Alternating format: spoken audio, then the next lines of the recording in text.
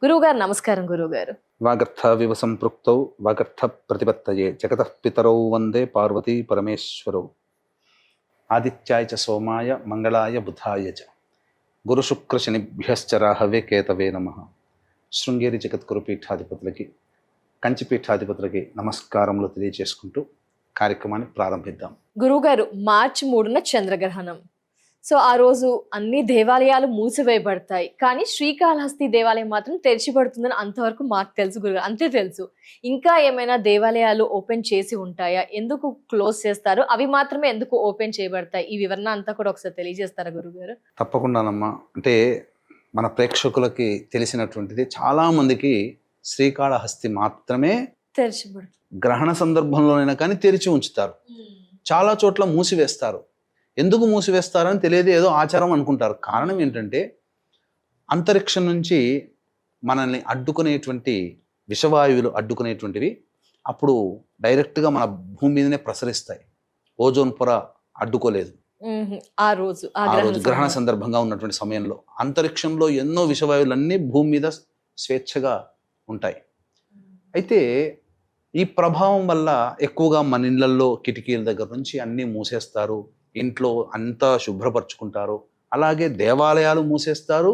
దేవాలయాలు కూడా ధ్వజస్తంభానికి, విగ్రహాలకి దర్భకుచ్చులు కడతారు. దేవాలయం అంతా గ్రహణం అయిపోయిన తర్వాత దేవాలయం అంతా శుద్ధి చేస్తారు. దీనికి గల కారణం ఏంటంటే, దేవాలయం అనేటువంటిది ఒక పవిత్రత, ఒక పాజిటివ్ ఎనర్జీ, ఒక శక్తి ఉంటుంది. ఈ విష ప్రభావం వలన ఆ శక్తి, దేవాలయం నుండే శక్తి కోల్పోతుంది అనే ఒక కారణం. రెండవది, విగ్రహాలకి కూడా పగుళ్ళు వస్తాయి అంతటి విషవాయు ప్రభావంలో. అందుకని విగ్రహాలకి దర్భకుచ్చులు, ధ్వజస్తంభం దర్భకుచ్చులు కట్టి గ్రహణం అంతా అయిపోయిన తర్వాత దేవాలయాలన్నీ శుభ్రంగా కడుగుతారు. కానీ భారతదేశం యావత్తులో కూడా కొన్ని క్షేత్రాలలో గ్రహణ సమయంలో కూడా విశేషంగా పూజలు అందుకునే దేవాలయాలు కొన్ని ఉన్నాయి, చాలా ఉన్నాయి. మనకందరికీ తెలిసిందే శ్రీకాళహస్తి. శ్రీకాళహస్తిలో విశేషంగా గ్రహణ దోష నివారణ కార్యక్రమాలు జరుగుతాయి, అభిషేకాలు జరుగుతాయి. అంటే గ్రహణం అంటే ఏంటి? రాహుకేతువుల వల్ల వస్తాయి. కాబట్టి ఈ రాహుకేతువుల వల్ల వచ్చే దోషాలను నివారించడం కోసమే అక్కడ విశేషంగా అభిషేకాది కార్యక్రమాలు చేస్తారు శ్రీకాళహస్తిలో. పైగా స్వయంభూగా వెలిసినటువంటిది, 9 గ్రహాలని సూచించేటువంటిది. ఆ శ్రీకాళహస్తీశ్వరుని చిత్రపటం చూసావమ్మా? ఎప్పుడైనా చూసావు కదా? ఆ చిత్రపటంలో 9 వరుసలుగా పేరు ఉంటుంది. అంటే 9గా వరుసలుగా మెట్లలాగా, అవి 9 గ్రహాలకి సూచికలు. ఏది? స్వామివారి మూల విరాట్టుకి అభిముఖంగా పెడతారు ఆచ్ఛాదనగా. తర్వాత స్వామివారి మూల విరాట్టు చుట్టూ కూడా జ్యోతులు వెలుగుతూ ఉంటుంటాయి, 27 జ్యోతులు. అవి 27 నక్షత్రాలకి ప్రతీకలు. కాబట్టి 27 నక్షత్రాలని, 9 గ్రహాలని ఆధీనంలో ఉంచుకున్నవాడు కాళహస్తీశ్వరుడు. కాబట్టి అక్కడ గ్రహణ దోష ప్రభావాలు ఉండవని చెప్పి ఇంకా విశేషంగా అభిషేకాది కార్యక్రమాలు చేస్తారు. చాలామంది మన ప్రేక్షకులు కూడా తెలవనటువంటి విషయం ఏంటంటే, ఈ గ్రహణ సందర్భంగా కాకపోయినా మామూలుగా కాళహస్తీశ్వరుని దర్శనం చేసుకున్న తర్వాత అమ్మవారిని కూడా దర్శనం చేసుకుంటారు. అమ్మవారికి అలంకరించినటువంటి నాగాభరణ వడ్డాణాన్ని ఎవరైతే చూస్తారో వాళ్ళ జాతకంలో ఉన్న కేతుగ్రహ దోషం తొలగిపోతుంది. ఇంతటి విశేషం అరుణాచలం. ఈ అరుణాచలంలో కూడా స్వయంభూగా వెలిసినటువంటిది. విశేషంగా నందికి పూజలు, అభిషేకాలు ఈశ్వరుడితో సహా జరుగుతాయి. అక్కడ ఉన్నటువంటి అరుణాచలంలో ఉన్నటువంటి ఈశ్వరుడు కాడ్మియం అనేటువంటి యొక్క ధాతుతో చేయబడింది. కాబట్టి అక్కడ అగ్ని ఎక్కువగా ఉంటుంది. మనమందరం దర్శించుకున్నా మనకు కొద్దిగా వేడి సెగ తగులుతుంది గర్భాలయం దగ్గర నుంచి వచ్చేది. కానీ ఆ లోపల ఉన్న అర్చకులకి 100 డిగ్రీల సెంటీగ్రేడ్ తగ్గకుండా ఉంటుంది. అందుకని ఎప్పుడు చెమటలు వేడితో సెగగక్కిపోతుంటుంది వాళ్ళ శరీరాలు. అంత స్వయంభూగా వెలిసినటువంటి క్షేత్రం కాబట్టి అరుణాచలంలో కూడా చక్కగా ఈ సంబంధించినటువంటి నిత్య నైమిత్తిక కర్మలకి ఎటువంటి ఆటంకం లేకుండా గ్రహణ సమయంలో కూడా దేవాలయం తెరిచే ఉంటుంది. ఇప్పుడు గ్రహణ సమయంలో కూడా అరుణాచలంలో. తర్వాత ఉన్నటువంటిది ఏంటంటే కాళేశ్వర్, ఉజ్జయిని. కాలాన్ని శాసించేవాడు మహాకాలుడి రూపంలో ఆ పరమేశ్వరుడు ఉజ్జయిని క్షేత్రంలో వెలిసి ఉన్నాడు. కాబట్టి కాలానికి అతీతమైనటువంటిది ఆ దేవుడు. కాబట్టి కాలానుగుణంగా కాలభ్రమణంలో వచ్చేటువంటి ఈ గ్రహణాలకి సంబంధించినటువంటిది దోషాలు ఆ యొక్క ఉజ్జయిని టెంపుల్లో ప్రవేశింపజాలవు కాబట్టి అక్కడ నిరంతరాయంగా కూడా గ్రహణ సందర్భంలో కూడా తెలుస్తారు. అంతేకాకుండా చాలా సందర్భాల్లో గ్రహణం అనగానే ఏదో ఇబ్బందులు అని అనుకుంటారు. గ్రహణ సందర్భంగా ఏ రాశిలో అయితే గ్రహణం ఏర్పడుతుందో ఆ రాశిని బేస్ చేసుకొని కొన్ని రాశుల్లో జన్మించిన వాళ్ళకి మంచి, కొన్ని రాశిలో జన్మించిన వాళ్ళకి చెడు. మంచి అంటే 100 రూపాయలు సంపాదించే చోట 150 రూపాయలు సంపాదిస్తాడు. నష్టము అంటే 100 రూపాయలు నష్టపోయే చోట 150 రూపాయలు నష్టపోతాడు, అంతే తప్ప ఏదో విపరీతమైనటువంటిది ఇబ్బందులు, విపరీతమైన రాజయోగాలు గ్రహణ ప్రభావం వల్ల కలగవు సాధారణంగా మనుషులకి. కాబట్టి భయపడాల్సిన పని లేదు. ప్రసార మాధ్యమాల్లో చెప్పి భయపెట్టే వాటి గురించి భయపడాల్సిన పని లేదు. కాబట్టి ఏ రాశిలో వారికి చెడు జరుగుతుందో ఆ రాశిలో జన్మించినటువంటి వారికి సంబంధించినటువంటి గ్రహణ దోష నివారణ పూజల హోమాలు మన పీఠమాధ్వర్యంలో ప్రతి సంవత్సరం ఎప్పుడు గ్రహణం వచ్చిన మరుసటి రోజు సాయంకాలం ఈ యొక్క కార్యక్రమాలు మన పీఠమాధ్వర్యంలో ఎప్పుడు జరపబడతాయి. కాబట్టి ఏ గ్రహణం వచ్చినా మన పీఠమాధ్వర్యంలో మనం చేసే కార్యక్రమాల్లో మంచిగా లేని రాశిలో వాళ్ళు నమోదు చేసుకోవచ్చు.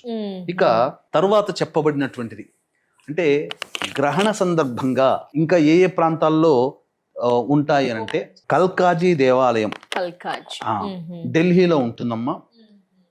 చాలా మంది మన ప్రాంత వాస్తవ్యులకి సంబంధించి ఉన్నటువంటి విశ్వాసం ఏంటంటే నవగ్రహాలు కానీ దేవతలు కానీ ఉపదేవతలు కానీ ఈ అమ్మవారి ఆధీనంలో ఉంటాయట. కాలము కూడా ఈ అమ్మవారి ఆధీనంలోనే నడుస్తుందట. అందుకనే కాలానికి అతీతమైన అమ్మవారు కాబట్టి ఇక్కడ ఆ యొక్క గ్రహణ దోషము అనేటువంటిది ఉండదు. కాబట్టి నిరాటంకంగా గ్రహణ సమయంలో కూడా ఈ దేవాలయం ఢిల్లీలో ఉంటుంది. కల్కాజీ దేవాలయం ఇది తెరవబడుతుంది. తర్వాత కల్పేశ్వర్ దేవాలయం ఉత్తరాఖండ్లో ఉంటుంది. ఉత్తరాఖండ్లో కల్పేశ్వర్ దేవాలయం అంటే మనకు గంగోత్రి నుంచి ఉత్పన్నమైనటువంటి గంగాదేవి ఏదైతే ఉందో చాలా ప్రవాహమైన వేగముతో ప్రవహిస్తూ ఉంటే ఈ కల్పేశ్వర్గా చెప్పబడేటువంటి పరమేశ్వరుడు అక్కడ తన యొక్క ప్రవాహ వేగాన్ని తగ్గించాడట. అందుకని ఈ గ్రహణ సమయంలో గనక మూసివేస్తే గ్రహణం తగ్గింది కాస్త మళ్ళీ ఉధృతమైపోయి మన ప్రవాహ ఉధృతి పెరిగిపోయి నీట మునిగిపోతాయి ముంపు పాత్రలు అని చెప్పి గ్రహణ సమయంలో కూడా ఈ యొక్క సంబంధించినటువంటి దేవాలయం మూతపడదు. ఇక తరువాత తిరువరప్ప శ్రీకృష్ణ దేవాలయం కొట్టాయం కేరళలో ఉంది. ఈ కృష్ణుడికి సంబంధించి ఒక విచిత్రం ఏంటంటే ప్రతిరోజు కూడా 10 సమయాలలో నైవేద్యం పెడతారట. మనకి ఏదైనా దేవాలయంలో ఉదయము మధ్యాహ్నం సాయంత్రం రాత్రి నైవేద్యం ఉంటుంది. కానీ ఈ శ్రీకృష్ణుడి దేవాలయంలో 10 సార్లు పెడతారట నైవేద్యం. అంటే ఈ దేవాలయంలో స్వామికి బాగా ఆకలి ఎక్కువట. ఏదైనా ఈ 10 సమయాలు కాకుండా కొద్దిగా ఆకలి వేసే సమయానికి ఆ విగ్రహం బక్క చిక్కినట్టుగా కనబడుతుందట. అందుకని గ్రహణ సమయం అయితే ఒక 2-3 సమయాల్లో పెట్టాల్సింది ఆగిపోతుంది కదా. అందుకని ఆ దోషం రాకుండా గ్రహణ సమయంలో కూడా తెరవబడి ఉంటుంది. ఇక ఇంకొకటి గయా క్షేత్రం, విష్ణు పాదము ఉన్నటువంటిది గయా క్షేత్రం. గ్రహణం అనేటువంటిది ఏర్పడినప్పుడు ఏంటనంటే సాధారణంగా గ్రహణ సమయంలో తర్పణాలు పిండ ప్రధాన కార్యక్రమాలు అనేటువంటివి చేయాలి, విశేషమైన ఫలితం. కాబట్టి గయా క్షేత్రంలో ఈ యొక్క పిండ ప్రధానం తర్పణాది కార్యక్రమాలు చేస్తే ఇంకా విశేషం కాబట్టి గ్రహణ సమయంలో ఈ యొక్క దేవాలయం కూడా మూసివేయబడదు, తెరిచే ఉంటుంది. ఇక తర్వాత రాజస్థాన్లోని బికనీర్ దగ్గర ఉన్నటువంటి లక్ష్మీనాథ్ దేవాలయము. ఈ లక్ష్మీనాథ్ దేవాలయంలో కూడా ఆ యొక్క గ్రహణ సందర్భంగా మూతవేయబడదు. ఎందుకనంటే ఒకానొక సందర్భంలో గ్రహణ సమయంలో మూసివేసినప్పుడు ఆ యొక్క దేవాలయానికి దగ్గరలో ఉన్నటువంటి మిఠాయి వ్యాపారస్తుడి కళ్ళలో కనిపించి నాకు ఆకలి వేస్తుంది ఏమన్నా పెట్టండి అయ్యా అని చెప్పి అన్నాడట గ్రహణ సమయంలో ఆ మూసివేసిన కారణం చేత. అందుకని ఇంకా ఆ రోజు దారభ్యత ఇంకా ఎప్పుడు గ్రహణం వచ్చినా కానీ ఆ బికనీర్ దేవాలయం లక్ష్మీనాథ్ దేవాలయం ఆ దేవాలయంలో కూడా మూసివేయకుండా ఉంటుంది. కాబట్టి మన భారతదేశంలో ఎంతో గొప్ప సంస్కృతులకి ఆచార వ్యవహారాలకి నెలవు. ఇంతటి సుసంపన్నమైన మన భారతదేశంలో గ్రహణం అంటే భయపడి పారిపోయేటువంటి వాళ్ళు ఉన్నారు. గ్రహణం అంటే అన్ని రకాలుగా మూసివేయబడ్డ దేవాలయాలు కానీ తెరిచే దేవాలయాలు గ్రహణం అనగానే కొన్ని రాశుల వాళ్ళకి మరణగండం, కొన్ని రాశుల వాళ్ళకి ఇక రాజ్య భ్రష్టం, ఇక చెప్పకూడని చెడంతా చెప్పేస్తారు. కొన్ని రాష్ట్రాల వారికి ఇక అసలు ఏ యోగాలు అని అంటే ఇక చెప్పలేని యోగాలు పడతాయని చెప్పి రాస్తారు. ఏమీ జరగదండి. గ్రహణ సందర్భముగా దేశకాలమాన ప్రపంచవ్యాప్తంగా జరిగే ఉత్పాతాలు, భూకంపాలు, సునామీలు, యుద్ధ వాతావరణాలు, గొప్ప గొప్ప అధ్యక్షులు, ఇలాంటి వారికి ఏమన్నా ఇబ్బంది తప్ప సామాన్యమైనటువంటి ప్రజానికానికి దైనందిన జీవితంలో పెద్ద విపత్తులు అనేటువంటివి ఉండవు. నష్టము ఉంటే 100 పోయే నష్టము చోట 150 పోతారు. లాభం అంటే 100 రూపాయలు లాభం వచ్చే చోట 150 రూపాయలు లాభం వస్తుంది. అంతే తప్ప పెద్దగా ఏమీ మార్పు ఉండదు.